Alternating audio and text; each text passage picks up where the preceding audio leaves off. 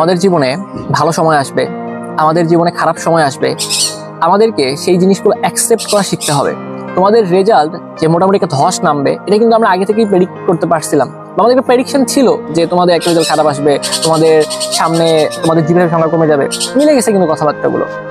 তো তুমি এখনো কেন হতাশার মধ্যে পড়ে আসো? কারণ যে জায়গায় তুমি যে রেজাল্টটা করেছো, তোমার এই যে 4.50, তোমার এই যে 3.50, এটাই বর্তমান তোমার হচ্ছে টপ রেজাল্ট।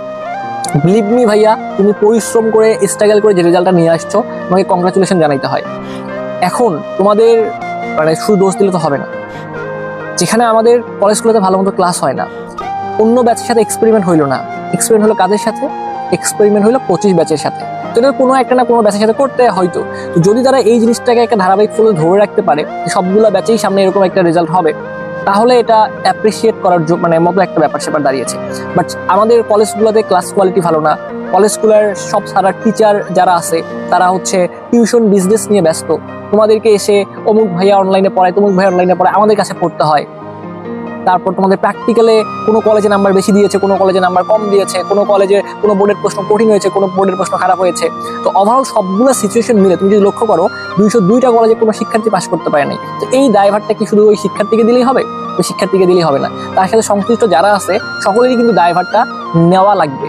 কিন্তু সবাই তো নিতে চাইবে না, কারণ রেজাল্ট তুমি খারাপ করছো, তোমাকে কথা শুনতে হবে। তুমি যদি ভালো করতা, অমুক কোচিং এর ভাই, তমুক কোচিং এর ভাই, বড় ভাই ছোট ভাই যারা আছে সবাই সে পেছনে তেল দিত, বলতো যে এই রেজাল্ট ভালো করছে, এখানে আমার ক্রেডিট আছে। এই যে তুমি আজকে খারাপ করছো না, এই জন্য তোমাকে মানুষ মনে রাখতেছে না বা তোমাকে মানুষ কথা শোনাচ্ছে। বাট সবসময় মনে রাখবা, এই জিনিসগুলো হচ্ছে আপেক্ষিক।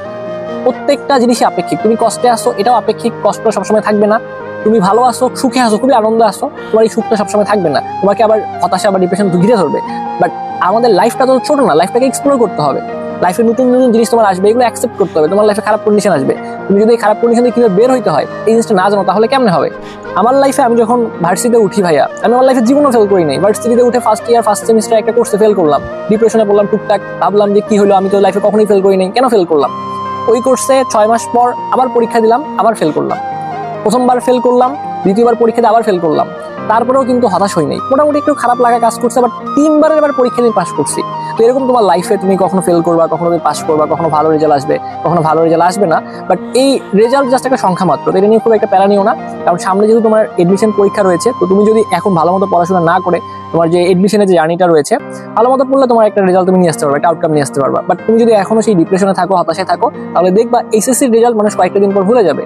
বাট এডমিশনে তুমি যদি চান্স না পাও, এইটার তোমার একটা ক্ষত, এটা একটা দাগ তোমার লাইফে সারা জীবন থাকবে। তুমি পাবলিকিয়ান হওয়ার গল্প বলতে পারবে না, তুমি ক্যাম্পাসের সামনে ছবি তুলে পোস্ট করতে পারবে না, তোমার ফ্রেন্ডরা